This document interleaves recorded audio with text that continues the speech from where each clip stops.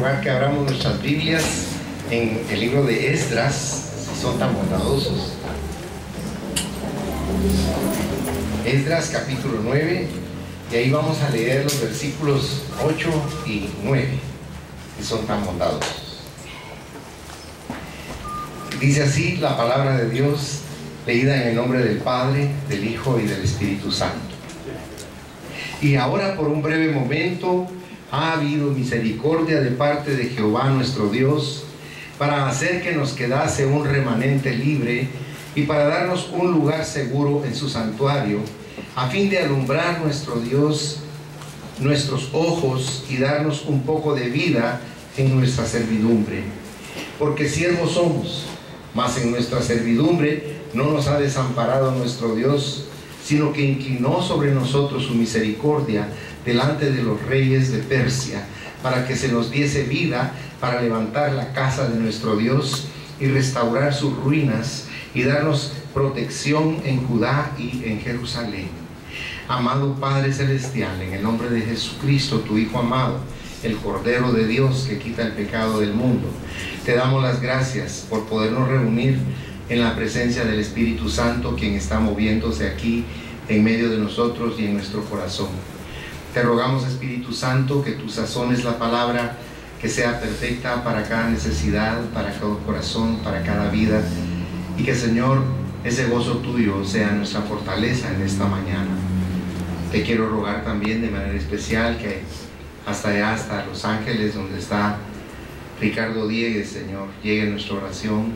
Lo bendecimos con amor y le enviamos la palabra poderosa de Dios para que restaure su cuerpo, para que esté sano, para que tenga ánimo y fortaleza, para que bendigas a cada uno de sus hijos, a Silvita, a Betty, a Juan. Bendícelos, Padre, y dales fuerza y fe. Te lo rogamos esta mañana en el nombre de Jesús. Amén, Señor, y amén. Pueden sentarse, mis amados hermanos. ¿Quién era Esdras? Esdras era un escritor de la palabra de Dios, pero también era un sacerdote. Él era descendiente de uno de los hijos de Aarón que se llamaba Eleazar. O sea que era un hombre que tenía un respaldo espiritual. Pero al margen de eso debemos recordar que él era un esclavo y un prisionero. Porque el pueblo de Israel estaba, si ustedes hacen memoria, preso. Eran esclavos en ese lugar. Y a veces nosotros no nos podemos poner a pensar cómo Dios pueda hacer algo sobrenatural si para nosotros, en nuestra mente y en nuestro corazón, suena a imposible. Pero fíjense que aquí vemos nosotros como el rey Artajerjes, que fue el que quiso dominar Grecia, fue tocado de una manera sobrenatural por el Espíritu de Dios para que tomara a este varón y le dijera: junta a todos los judíos que puedas y yo te voy a dar todos los recursos para que regreses y puedas concluir la obra que están haciendo de restaurar el templo. Y saben una cosa, fue algo tremendo, porque de todos los miles de judíos que habían, solo 1800 se adhirieron a él. Es un contraste eso, ¿verdad? Por eso ustedes notan que él hace referencia a un remanente, o sea, a algo que es pequeño, ¿verdad? Que no es numeroso ni es grande. Pero el propósito del mensaje de esta mañana es que ustedes y yo, este año que empieza, seamos positivos en primer lugar y que seamos optimistas también. No basándonos en nuestras circunstancias o en nuestros recursos, sino en saber que tenemos un Dios que tiene la capacidad de concedernos todo lo que anhela nuestro corazón. Amén. Para Dios no hay nada que pueda ser imposible. Él tiene el poder y la fuerza para darnos a nosotros la restauración, la fortaleza, el vigor y encaminar nuestros pasos en una nueva vida, en un sendero especial que Él ha preparado para cada uno de nosotros. Si ustedes notan aquí entonces en los versículos que leímos, Esdras empieza bendiciendo a Dios, agradeciéndole a Dios, porque él lo que quería con su acción de oración de gracias era tocar el corazón del pueblo que estaba ahí decaído, porque nosotros ordinariamente, si usted hace memoria, ponemos nuestros ojos siempre en lo negativo, en lo escaso, en lo que nos hace falta, pero en nuestros inventarios nunca consideramos todas las bendiciones que Dios pone sobre nosotros, todo el amor que Él derrama cotidianamente en nuestra vida. Y Él aquí nos da un ejemplo como el que nos da David en el Salmo 103, si usted me acompañara en su Biblia, al Salmo 103, versículos del 1 al 5. Y dice así la palabra de Dios: bendice, alma mía, a Jehová, y bendiga todo mi ser su santo nombre. Bendice, alma mía, a Jehová, y no olvides ninguno de sus beneficios. Él es quien perdona todas tus iniquidades, el que sana todas tus dolencias, el que rescata del hoyo tu vida, el que te corona de favores y misericordias, el que sacia de bien tu boca, de modo que te rejuvenezcas como Él, como el águila. Mire qué maravilloso es ver el poder que tiene la oración y la alabanza para Dios. ¿Sabe una cosa? Alabar a Dios cuando usted no tiene problemas es lindo, ¿verdad?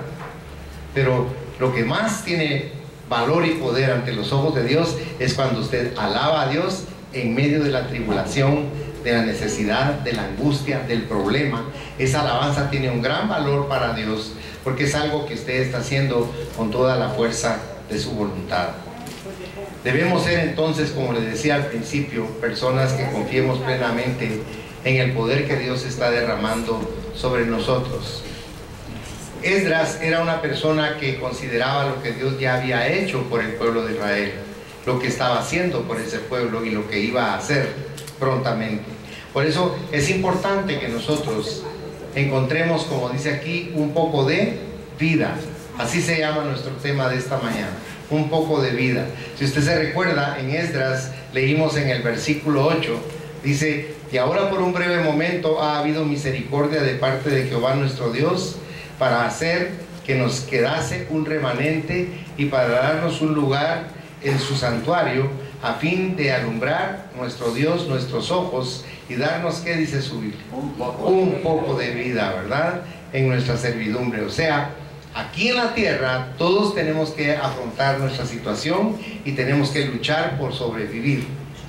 Pero cuando usted tiene a Dios, todas esas cosas pasan a un segundo plano, porque Él abre brecha delante de usted para que se nos faciliten todas las cosas. Amén. Dios está esperándonos siempre a cada uno de nosotros. Si usted notó, aquí habla algo especial. Él dice Esdras, que Él espera que Dios haga luz en nuestros ojos. Porque fíjense que desafortunadamente nosotros los seres humanos vivimos en un mundo que es oscuro. El mundo en que usted y yo habitamos es un mundo de oscuridad, de tinieblas. Por eso el Señor vino para sacarnos y sustraernos de este mundo y llevarnos a un mundo de verdadera luz. Amén. Esdras enfocó su vida en primer lugar en la gracia de Dios. En lo que leímos dijo: y ahora por un breve momento ha habido misericordia. La misericordia de Dios es maravillosa. Aquí vemos que Esdras y su pueblo habían vivido en esclavitud. Habían vivido bajo la ley de los que los estaban opresionando. Déjeme explicarle que un esclavo no tiene ningún derecho. Un esclavo es eso, un esclavo. Tiene que hacer y obedecer lo que se le diga. En una oportunidad, Esopo, yo sé que usted ha oído hablar de Esopo, era un hombre que era muy sabio y escribió unas fábulas maravillosas, pero él era esclavo. Y el hijo del dueño de él, otro de sus patrones, comenzó a retorcerle su pie. Y él le dijo: si me sigues doblando así el pie, me lo vas a quebrar. Y el muchacho siguió hasta que tronó y le quebró el pie. Le dijo: te quebré el pie, yo te lo dije. O sea, muestra cómo un esclavo no podía ni siquiera quitar un miembro de su cuerpo que estuviera lastimando. Tenía que quedarse bajo esa opresión y ese dominio. Y es algo que cuando usted lo analiza humanamente es sumamente desagradable y despreciable. A uno hasta cólera como ser humano le da ver cuando a un esclavo le hacen tantas cosas horribles y no puede protestar. Pero ¿por qué hago alusión de eso? Porque en este mundo de oscuridad Satanás tiene esclavizada a la humanidad y la humanidad hace lo que Satanás dice. Si usted ve con profundidad la palabra, va a ver que nosotros no hacemos lo que dice Dios, hacemos lo que dice el mundo. Y esa es la lucha del Señor a través del Espíritu Santo, para que usted sea iluminado por la luz de su conocimiento y entienda en su corazón que debe de apartarse, sustraerse de esa oscuridad tan terrible. Aquí viene Dios y toca el corazón del rey y le dice: toma a los que quieran ser libres y llévatelos contigo. Y mire qué tremendo que la gente no se quiso ir de ahí, porque la gente ama el mundo. No quisieron ir con Esdras, que los iba a llevar a un lugar en donde eran verdaderamente libres, porque estaban levantando ahí el lugar donde iban a adorar al Dios de nuestra salvación. No se enfoca en tristeza, sino se enfoca en esperanza. Y eso es lo que usted debe hacer este año. No mire su déficit, mire a Dios. No mire su enfermedad, mire a Dios. No mire los problemas que lo están rodeando, mire a Dios, por favor. Y eso no es algo que yo se lo esté aconsejando, eso no lo dice Dios en Hebreos. En Hebreos 12 dice claramente, en el verso 2: puestos nuestros ojos, dice, en Jesucristo, que es el autor y el consumador de la fe. La fe es un poder, una gracia, una misericordia, un carisma que Dios nos regala, porque la fe no está en nosotros. Es Dios el que nos regala la fe como un don, pero es del que lo quiere tomar. El que no lo quiere tomar, pues se quedará sin fe. Pero yo quiero que note que Dios no le retuerce el brazo a nadie. Dios nos da las cosas para que nosotros voluntariamente las aceptemos. Por eso esta mañana usted debe considerar lo que es su vida, para enriquecerla con todas las bendiciones que Dios nos da. El hombre se esmera mucho en las cosas materiales y en el dinero, porque nos han alienado desde niño que eso es lo que nos da valía. Hay personas que piensan que si no tienen dinero no valen nada, pero usted y yo sabemos que nosotros valemos la sangre de Cristo. Amén. Gloria a Dios, ¿verdad? Entonces, el valor que usted tiene no se lo da el nivel socioeconómico que usted tenga. El valor que usted tiene se lo da Dios. Amén. Porque Dios pagó por usted. Como dice la Biblia, no con cosas corruptibles como oro o plata, sino el precio para que usted fuera verdaderamente alguien de sumo valor, como un hijo de Dios o hija de Dios, fue la sangre preciosa de Cristo. Es curioso cuando usted lo lee en los evangelios, que Cristo en la cruz del Calvario derramó hasta la última gota de sangre que había en su cuerpo. Porque si usted hace memoria, el centurión atravesó su costado, pero del costado ya no salió sangre, sino plasma. Su cuerpo quería hacer sangre, pero ya no había sangre. Y la sangre del Señor se derramó en ese lugar. ¿Sabe que la tradición judía dice que en ese lugar donde Cristo fue crucificado, en el Gólgota, o sea, en el lugar de la calavera, ahí habían enterrado a Adán y a Eva?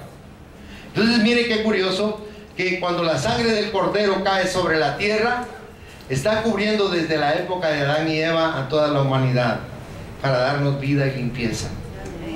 ¿Con qué limpiaremos nosotros las suciedades que están en nuestra alma?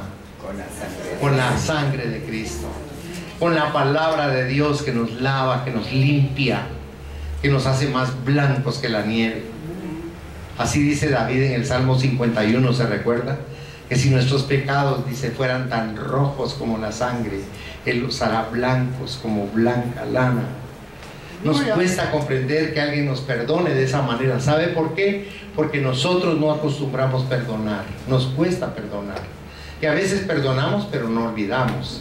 Pero Dios, cuando lo perdona a usted, dice que Él toma todos los errores y pecados suyos y los echa en lo profundo de la mar, porque Él ya no se quiere recordar de ellos. Mire qué padre que tenemos nosotros. Fíjense que cada día Él nos podría echar en cara todo lo malo que hicimos la semana pasada y esta semana que pasó. Pero sin embargo Dios no hace eso con nosotros. Hoy es un día especial, hoy es un día nuevo.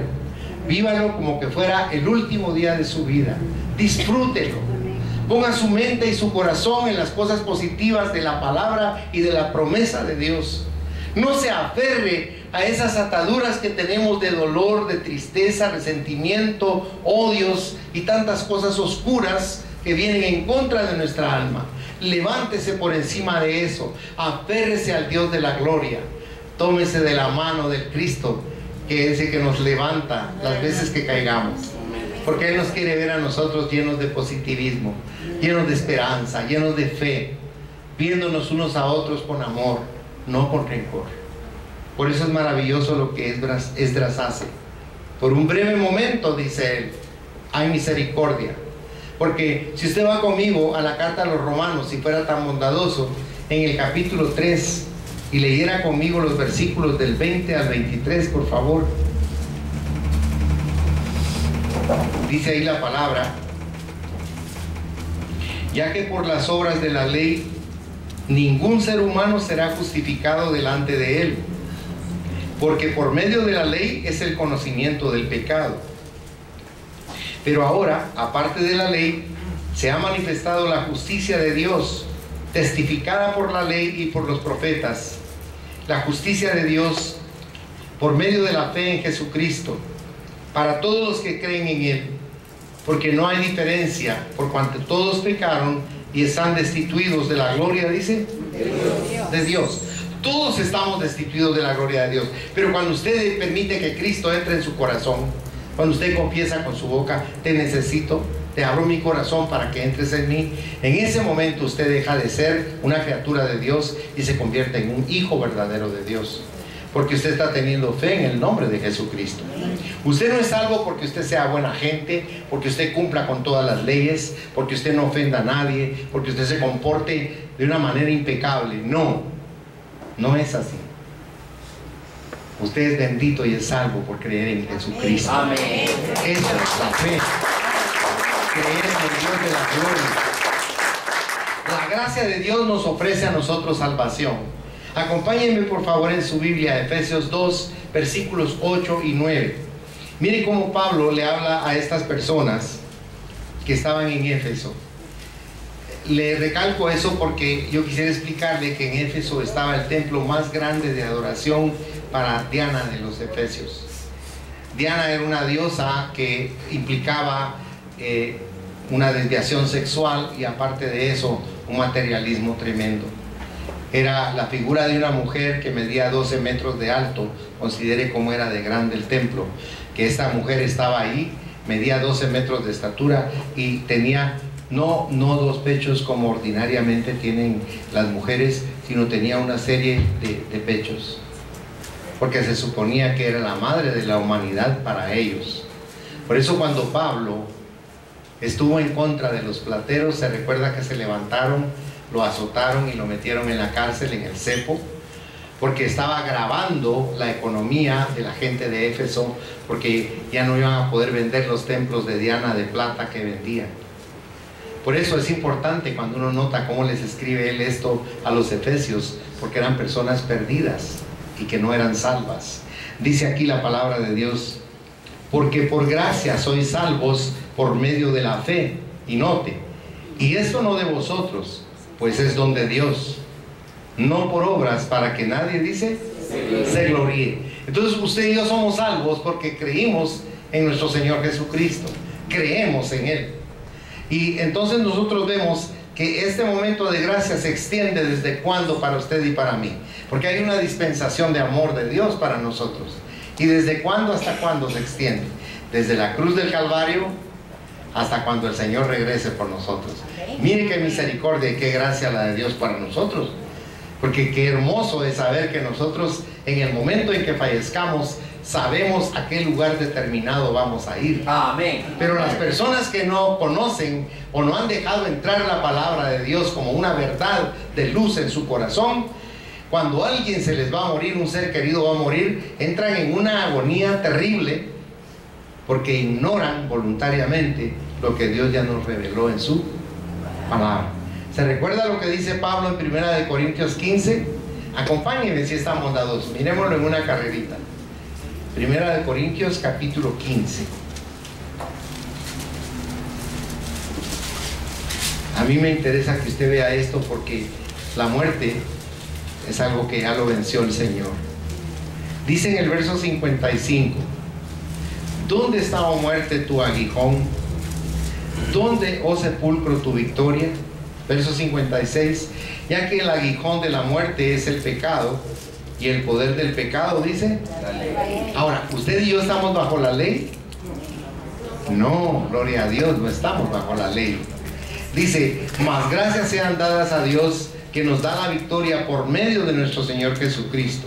Así que, hermanos míos amados, estad firmes y constantes, creciendo en la obra del Señor siempre, sabiendo que vuestro trabajo en el Señor no es en vano. De tal manera que la muerte para usted y para mí ya no tiene el matiz que tenía, porque antes era una terminación absoluta, pero hoy sabemos que la muerte es la liberación para nosotros, porque salimos de este cuerpo que tiene tantas deficiencias y vamos hacia Dios, a un lugar lleno de bendición y de paz, donde no vamos a tener todas las cosas que tenemos actualmente, las pasiones, los egoísmos, las cosas que embargan nuestra manera de ser.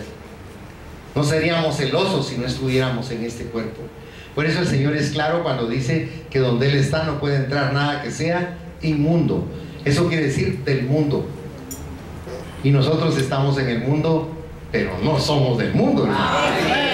Alguien ya pagó para que no seamos de este lugar. Le voy a leer una breve nota que le escribí. La gracia. La gracia de Dios es una doctrina de la que se ha abusado, pues hay algunos que convertirán la gracia en libertinaje, enseñando que los cristianos pueden vivir en pecado, puesto que ya no están bajo la ley. Por supuesto, el creyente no está bajo la ley, sino bajo la gracia, pero la gracia trae una responsabilidad aún mayor. ¿Cómo puede un cristiano pecar deliberadamente contra la gracia y la bondad de Dios? Pablo nos presenta los tres tiempos de la vida cristiana. Si usted va conmigo a Tito, capítulo 2, si fuera tan bondadoso. Tito, capítulo 2.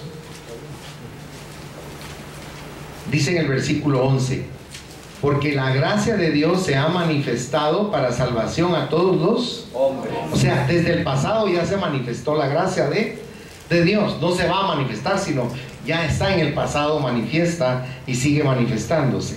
Luego el presente, en el versículo 12, dice enseñándonos. Actualmente nos está enseñando el Señor. Por eso dice el verso 12, enseñándonos que renunciando a la impiedad y a los deseos mundanos, vivamos en este siglo sobria, justa y piadosamente. Y el futuro lo vemos en el verso 13, donde nos dice aguardando la esperanza bienaventurada. ¿Cuál es esa esperanza bienaventurada? El regreso de Cristo. Amén, hermanos. Saben, hermanos, es triste, pero en el pueblo cristiano todos dicen amén, pero en su corazón no creen realmente que Cristo va a regresar. En el libro de los Hechos, las personas que vieron a Cristo romper la ley de gravedad y elevarse ante sus ojos y ser escondido por las nubes a la altura a la que Él se elevó, esas personas se quedaron boquiabiertas, pero al mismo tiempo tenían congoja y tristeza. Y dos ángeles les tuvieron que decir, ¿por qué se quedaron tristes mirando para arriba? Ese mismo Jesús que subió frente a sus ojos al cielo, así vendrá en las nubes para recogernos a todos nosotros. Él viene por nosotros, Él viene por su iglesia. Cristo quiere que confiemos y que creamos en Él. Fíjense que el hombre cree más en National Geographic que en la Biblia. Es increíble. Hay gente que cree más en los canales como esos que tienen ahí de investigaciones norteamericanas. Creen más en esas cosas, hermanos, trágicamente, que en la palabra de Dios. ¿Sabe una cosa? El hombre es mentiroso por naturaleza. Y Dios no puede mentir. De tal manera que lo que diga la televisión, dúdelo. Pero lo que le dice Dios en su palabra es cierto.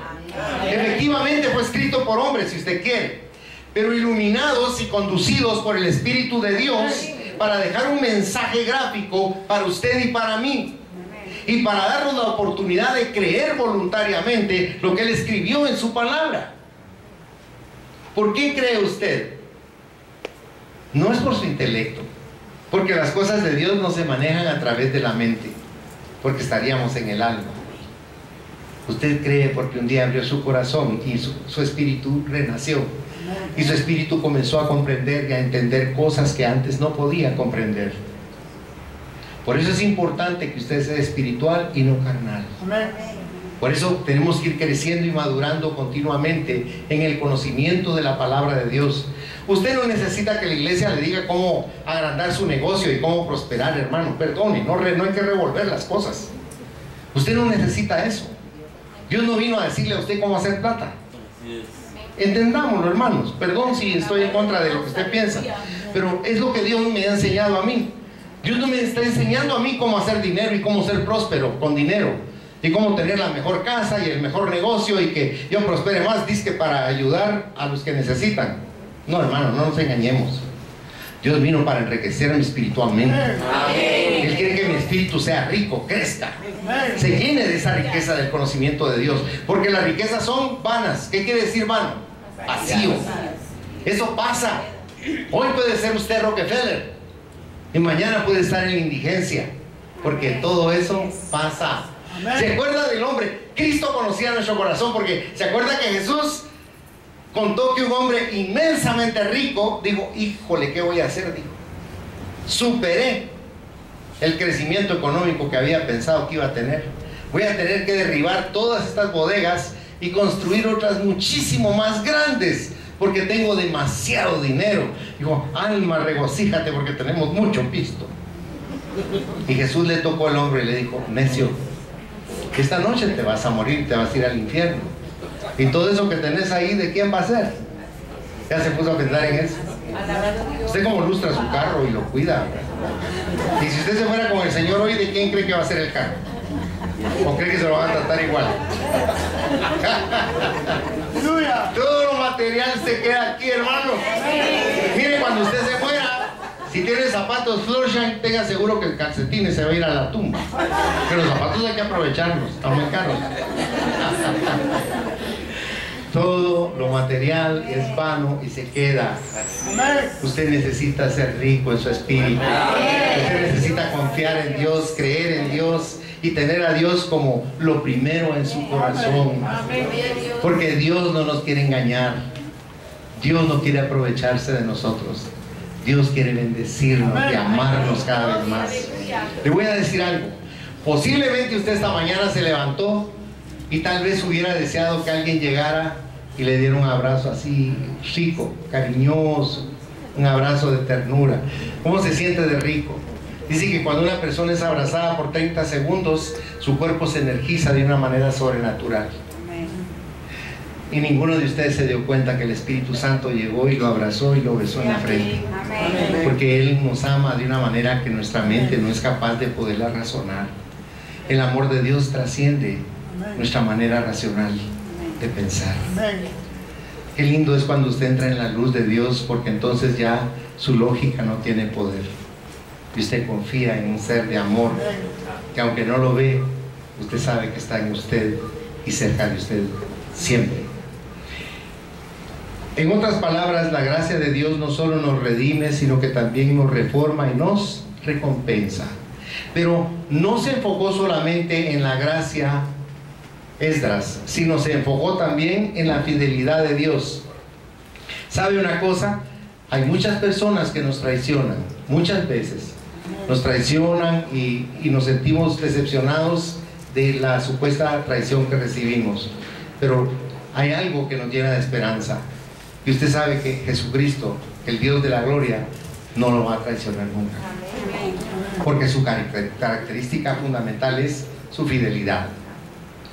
Se recuerda que en Malaquías por lo regular siempre lo usan en Malaquías 3:10, ¿verdad?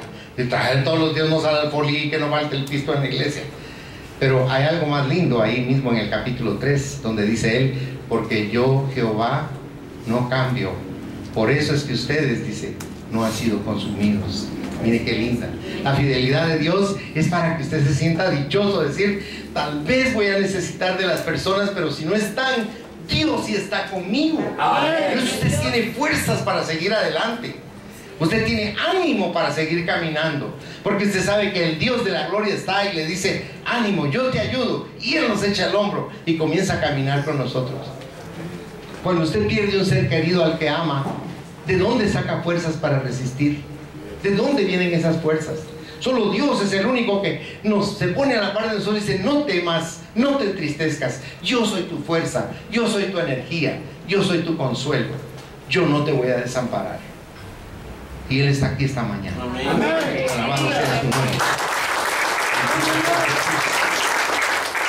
Dice que la fidelidad es un atributo tanto de Dios como del hombre, que implica lealtad, constancia y estar despojados de arbitrariedades veleidosas.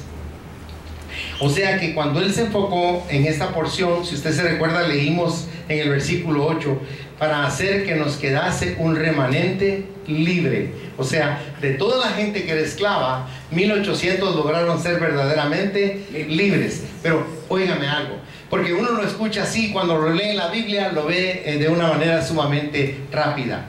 Recuérdese que ellos tuvieron que caminar 1800 kilómetros aproximadamente, de donde estaban hasta donde iban a llegar. Y vino el rey, y ¿sabe qué le dijo a Esdras? Esdras le dijo: como vas a llevar toda esta riqueza, porque el rey le dio mucha riqueza, muchos recursos para que pudieran edificar el templo nuevamente en Jerusalén. Le dijo: el camino es un camino que es abrupto, está lleno de peligros, hay asaltantes, hay personas que hacen mucho daño. Y entonces dice que Esdras le dijo: nosotros somos hijos del Dios Todopoderoso y Él nos va a proteger en todo el camino. Pues ya en el camino digo: ¿cómo no le pedimos al rey una escuadrita de soldados aquí que nos echara la manita? Porque el ser humano es así, se ha fijado. Empezamos confiando mucho, pero cuando vemos los peligros decimos: ay, de veras. Pero aquí es maravilloso ver cómo Esdras confió en Dios y en todo el camino nada les pasó. Llegaron sin novedad a Jerusalén y con todas las riquezas que llevaban, que usted lo puede leer posteriormente ahí en esa porción de la Biblia, describe de manera pormenorizada cuánto dinero les dio el rey para que pudieran llevar. El número pequeño que él llevaba era muy significativo, porque Dios había preservado finalmente a su pueblo. Pero Esdras encontró razones, y aquí las vemos, para regocijarse en ese remanente. Porque Esdras podía haber sido como nosotros.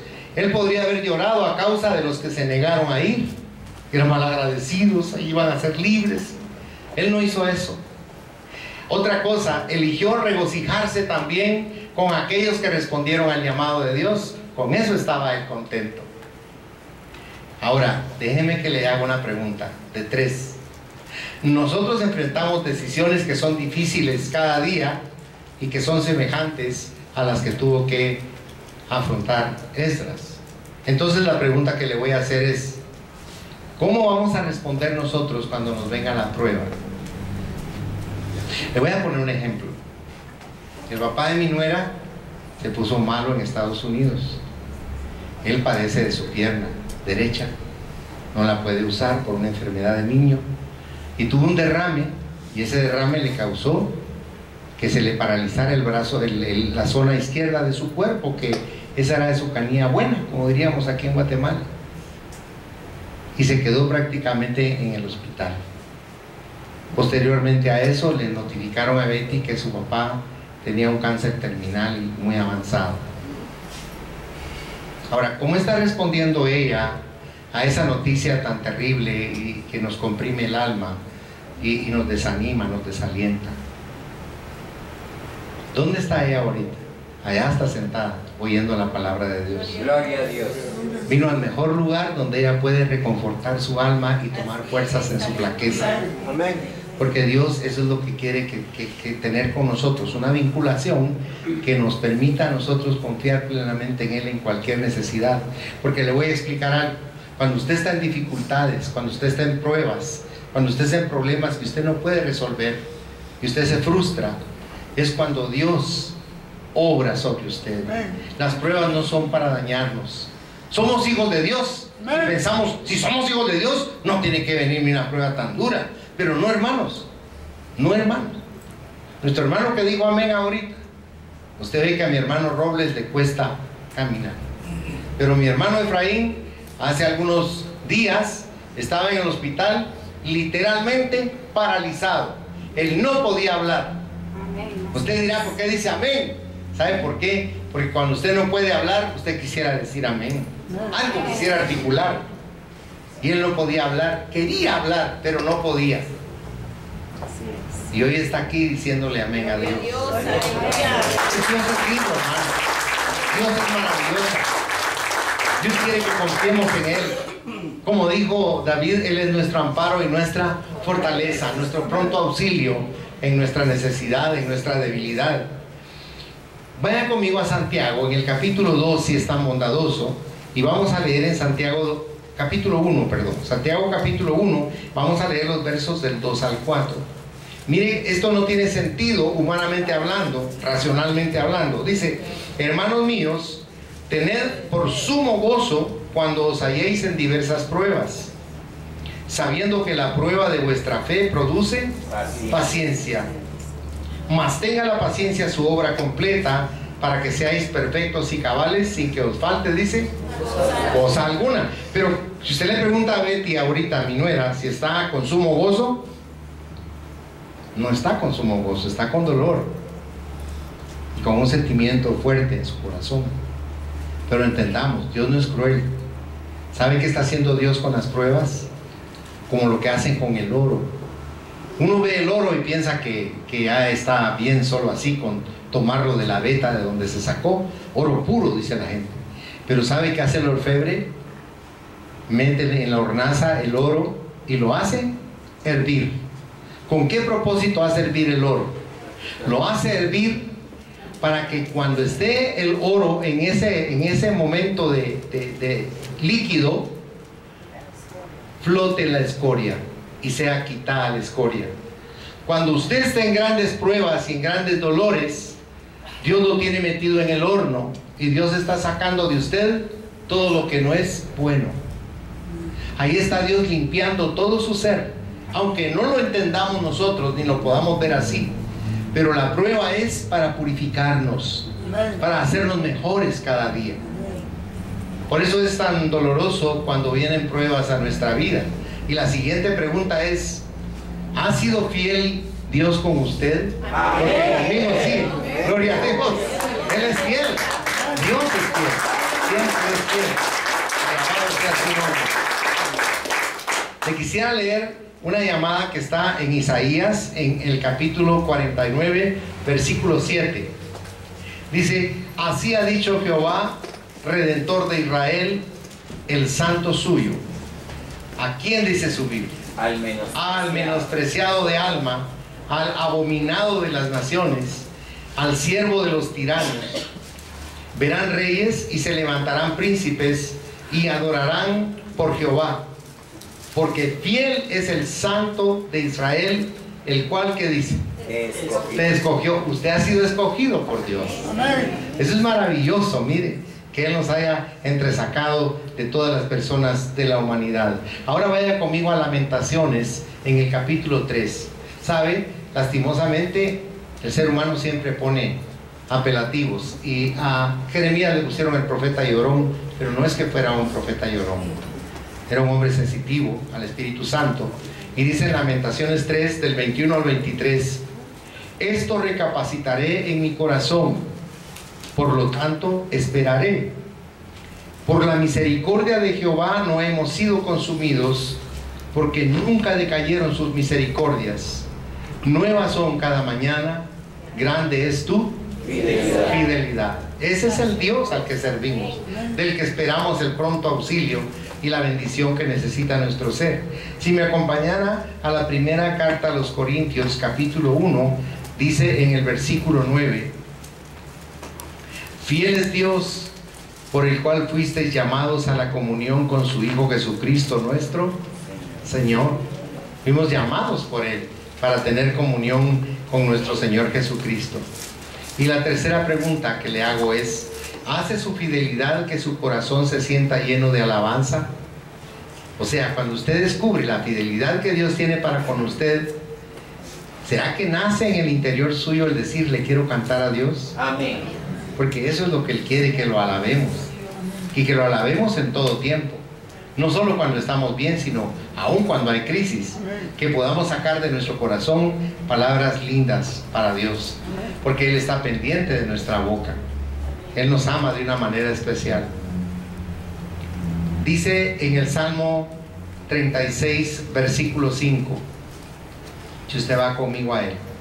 Jehová, hasta los cielos llega tu misericordia y tu fidelidad alcanza las nubes.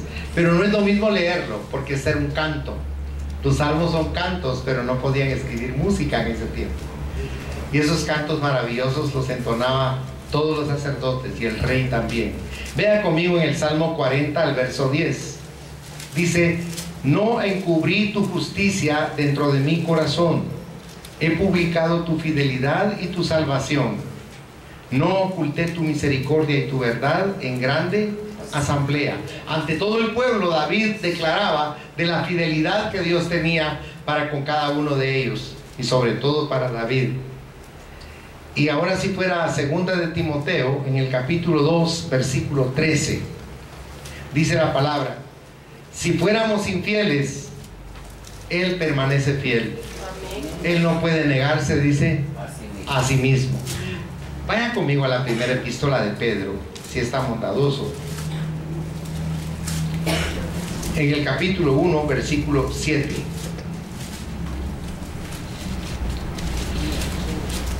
Mire cómo dice: para que sometida a prueba, ¿qué dice su Biblia? Nuestra fe. O sea, nuestra fe, ¿verdad? Mucho más preciosa que el oro, el cual, aunque perecedero, se prueba con fuego, sea hallada en alabanza, gloria y honra cuando sea manifestado Jesucristo. Qué lindo que Cristo, al venir, le encuentre a usted alabándolo y aferrándose a Él. Porque en el momento en que el Señor aparezca, no vamos a poder fingir. Él va a saber qué hay en nuestro corazón. Por eso cada día deberíamos de mantener en nuestra mente el hecho de alabar a Dios de continuo. Porque estamos vivos, porque tenemos una iglesia, porque tenemos una fe, porque tenemos una familia, no solo consanguínea, sino espiritual. Hay tantas cosas por las cuales alabar a Dios. Nos sobrarían las razones y los motivos. Y por último, Esdras se enfocó también en la bondad de Dios. Dios tiene una bondad que no la podemos comprender. Se recuerda que Juan 3:16 dice: porque de tal manera amó Dios al mundo. ¿Qué manera será esa? Porque humanamente no hay cómo tener una analogía de esa manera de amar. Porque usted ama a sus seres amados. Pero si le dicen que ame a un enemigo, usted no lo va a amar. Y fíjese que a veces incluso hay casos en que los padres no aman a los hijos, o los hijos no aman a los padres. Y esa es una paradoja, porque el amor se identifica sobre todo de la madre para los hijos. La madre es el símbolo del amor para los hijos. Sin embargo, hay madres desnaturalizadas que no aman a sus hijos. ¿O estaré equivocado, hermano? No. O sea que el amor, que es una decisión. Usted decide amar. Dios, cuando lo creó a usted y a mí, decidió amarnos para siempre. Y ese amor no quiebra, no falla, ni está ausente. Siempre está el amor de Dios. Y usted lee la epístola de Juan, y Juan era un anciano cuando escribió esa epístola, y él dice: amados, amémonos los unos a los otros, porque el amor es de Dios. Todo aquel que ama es nacido de Dios y conoce a Dios. El que no ama, dice, no conoce a Dios, porque Dios es amor. O sea, no el amor ese barato de la telenovela, no. Le hablo de esa esencia, de ese poder de amor, ese amor que avasalla nuestro corazón, maravilloso. El amor de Dios para usted y para mí. Dice en donde leíamos en Esdras 9:8, dice: a fin de alumbrar nuestro Dios nuestros ojos. ¿Pero a qué ojos se refiere? A sus ojos espirituales. ¿Se recuerda que Cristo decía: tienen ojos y no ven? ¿Tienen oídos y no oyen? ¿Sabe a qué se refería? No a lo físico, sino a lo espiritual. Vaya de su Biblia a Génesis 1, verso 3, si es tan amable. Y ahí dice sencillamente: y dijo Dios, sea la luz, y fue la luz. ¿Pero qué luz? Porque hasta el cuarto día creó el sol, la luna y las estrellas. Entonces esa era la luz del conocimiento de Dios en nuestro corazón. Ahora acompáñenme a 2 de Corintios, si es tan amable, capítulo 4, y le voy a rogar que me tenga paciencia para que lea conmigo 6 versículos ahí. Segunda de Corintios capítulo 4, porque va en relación con esta llamada de Génesis 1:3. Dice el versículo 1: por lo cual, teniendo nosotros este ministerio, según la misericordia que hemos recibido, no desmayamos. Antes bien renunciamos a lo oculto y vergonzoso, no andando en astucia ni adulterando la palabra de Dios, sino por la manifestación de la verdad, recomendándonos a toda conciencia humana delante de Dios. Pero si nuestro evangelio está aún encubierto, entre los que se pierden está encubierto, en los cuales, note, el Dios de este siglo, Satanás, cegó el entendimiento de los incrédulos, para que no les resplandezca la luz del evangelio de la gloria de Cristo, el cual es la imagen de Dios. Porque no nos predicamos a nosotros mismos, sino a Jesucristo como Señor, y a nosotros como vuestros siervos por amor de Jesús. Porque Dios, que mandó que de las tinieblas resplandeciese la luz, es el que resplandeció en nuestros corazones para iluminación del conocimiento de la gloria de Dios en la faz de Jesucristo. Por eso la bondad de Dios no tiene límite, porque en su bondad Él creó esa luz en usted y en mí, para que a través de esa luz salgamos de la oscuridad y podamos ver la verdad de Dios para nosotros en lo individual. Dios quiere que conozcamos nuestro verdadero ser. Dios es la fuente de la luz, Dios es la vida. Acompáñenme por favor a la primera epístola de Juan, capítulo 1, versículo 5. Dice ahí: este es el mensaje que hemos oído de Él y os anunciamos.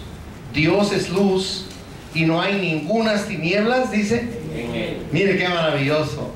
Dios no se esconde, Dios está abierto ante nuestros ojos para revelarnos todas las verdades que tiene escondidas. Cristo es la luz de este mundo. En San Juan 8, versículo 12, San Juan 8, verso 12 dice: otra vez Jesús les habló diciendo: yo soy la luz del mundo. El que me sigue no andará en tinieblas, sino que tendrá la luz de la vida. Ajá, cuando usted tiene a Cristo, tiene en su corazón y en su vida la luz de esa vida precisamente. Ahora, Dios nos habla de que en este mundo existen fuerzas, y aquí estoy concluyendo el mensaje, fuerzas que son realmente ocultas. ¿Ocultas por qué? Porque no se ven, operan en el ambiente, en el aire. Son entidades que están en una dimensión paralela a la nuestra, pero no se pueden tocar ni se pueden ver. Son espíritus. Ahora, estos espíritus son entidades enviadas para hacernos daño, para destruirnos, para aniquilar nuestra fe. Pero se lo quiero enseñar en su Biblia, por favor.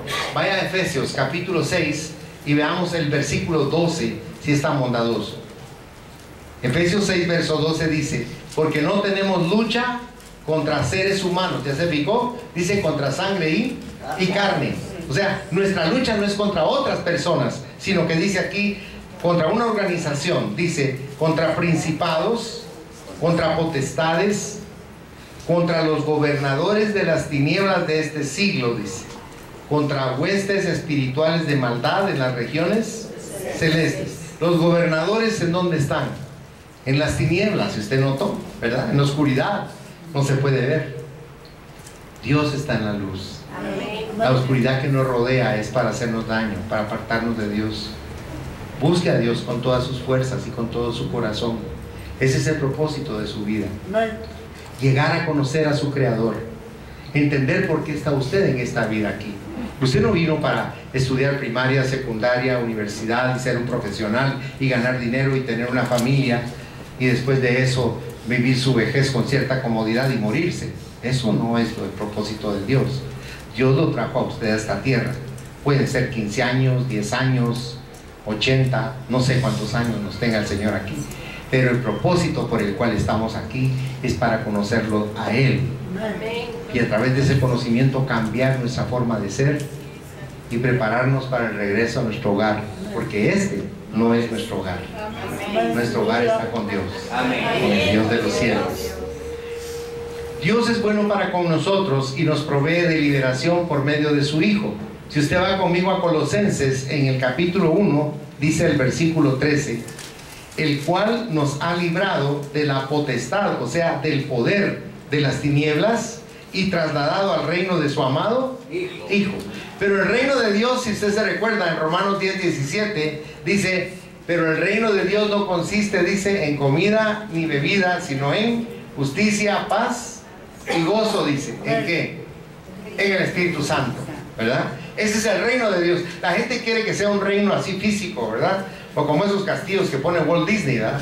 Es, ay, el reino de Dios. No, el reino de Dios se ha acercado a ustedes, se ha acercado a mí. Es Jesucristo. Él es el reino que vino hacia nosotros con amor. Le quiero decir algo, le voy a robar unos minutillos.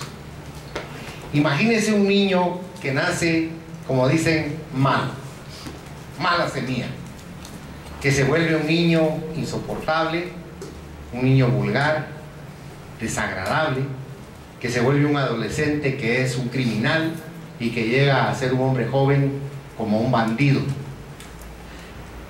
Y lo toman las autoridades y cuando examinan el récord de sus crímenes dice, a este hay que matarlo. Y en el momento de matarlo, ese hombre que toda su vida la vivió en suma oscuridad, tiene un momento de luz, un destello de luz. ¿Quiere conocerlo? Acompáñenme en su Biblia, se lo voy a enseñar, se lo quiero presentar. Vaya a San Lucas 23 conmigo, si es tan amable. San Lucas capítulo 23. Ahí lo va a conocer usted perfectamente. Y quisiera que viera ahí conmigo los versículos del 39 al 43, si es tan amable. Dice el verso 39, y uno de los malhechores que estaban colgados le injuriaba diciendo, si tú eres el Cristo, sálvate a ti mismo y a nosotros. Respondiendo el otro, le reprendió diciendo, ¿ni aún temes tú a Dios estando en la misma condenación? Nosotros, a la verdad, justamente padecemos porque recibimos lo que merecieron nuestros hechos, mas este ningún mal hizo. Y dijo a Jesús, acuérdate de mí cuando vengas en tu reino. Entonces Jesús le dijo, de cierto te digo que hoy estarás conmigo en el paraíso. Mire el amor y la misericordia de Dios. Un hombre que ya estaba para expirar, pero tuvo un pequeño destello de luz, porque ¿quién le dijo a él quién era Jesús? ¿Quién le dijo que él iba a regresar como rey? Porque hasta le profetizó. Porque cuando usted recibe la luz de Dios, se abren de tal manera sus conocimientos espirituales que usted comienza a asombrarse cada día cuando lee la palabra y encuentra en la palabra cosas maravillosas que nunca había visto, porque es su espíritu el que está descubriendo el camino de regreso al hogar. Dios nos ama, hermanos, eso lo tenemos que tener bien claro. Pilatos estuvo frente a Jesús y se recuerda que le dijo él, ¿qué es la verdad? Y ese es el contraste entre el hombre que era un criminal y el que aplicaba la ley, porque el que aplicaba la ley supuestamente era un hombre muy culto para esa época y en esa sociedad.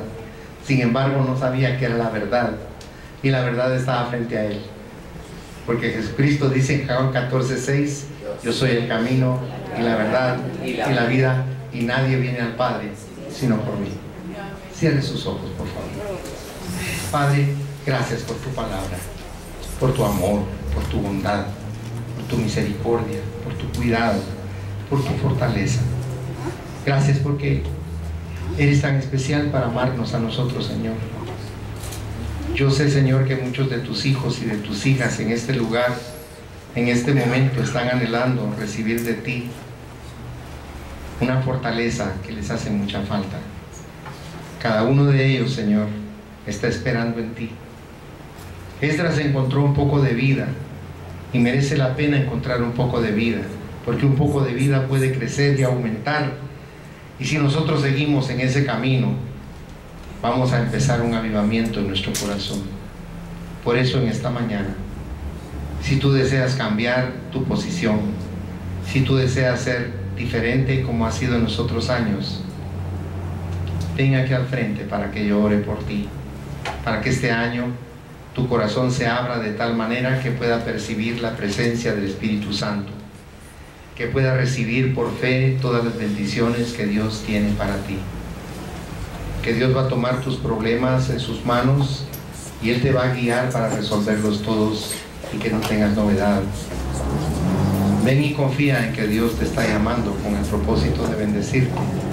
Porque si hiciste el esfuerzo de salir de tu cama esta mañana y tomar el camino para acá, para la iglesia, fue porque había algo en tu espíritu que te estaba empujando para recibir una bendición gloriosa, una bendición preciosa, una bendición que no tiene nada que ver con lo humano ni con el mundo, una bendición que viene de parte de Dios para ti.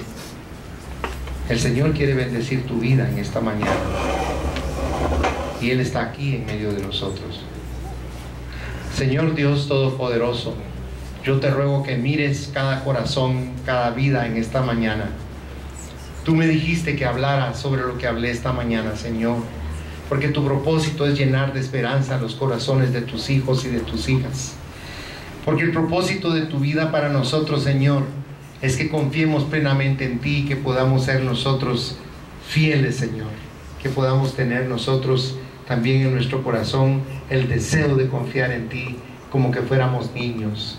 Padre, yo te ruego que en esta mañana alces tu rostro sobre este grupo de tus hijos y de tus hijas y hagas resplandecer, Señor, tu rostro y tu luz sobre ellos, para que ellos te conozcan cada día más, para que encuentren un sentido verdadero al diario vivir que tienen que traficar cada día, Señor. Yo te pido con todo mi corazón que derrames sobre ellos la revelación de tu palabra, el conocimiento precioso del Espíritu Santo. Que Jesucristo venga sobre sus corazones y les quite las enfermedades, porque por la llaga de Cristo fuimos nosotros curados. Señor, que toda la frustración y el dolor que pueda haber en sus corazones sea desarraigado por medio de tu amor y de tu promesa. Que tú puedas entrar, Espíritu Santo, en cada corazón y puedas refrescar sus corazones y les des aliento de vida. Que ellos puedan confiar plenamente en que tú los tienes aquí delante del altar con el propósito de concederle tus favores, tu misericordia, tu bondad, tu vida, Señor. Te pido, Señor, que los llenes de paz, de esa paz que sobrepasa nuestro entendimiento humano. Te pido que les des serenidad para enfrentar cualquier circunstancia adversa que pueda venir este año sobre sus vidas. Te ruego que incremente su fe de tal manera que ellos confíen total y plenamente en que tú estás en control de sus vidas para bendecirlos, para guiarlos, para prosperarlos, para levantarlos. Y te ruego que les llenes de salud su cuerpo y que les llenes, Señor, su alma de prosperidad. Yo, como tu sacerdote, como tu ministro, en unión del Espíritu Santo, los bendigo con amor, en el nombre del Padre, del Hijo y del Espíritu Santo, y que llenes tú, Señor, su vacío existencial de una manera sobrenatural. Que tu amor y tu bendición no sea parte de sus vidas jamás. Amén, Señor, y amén.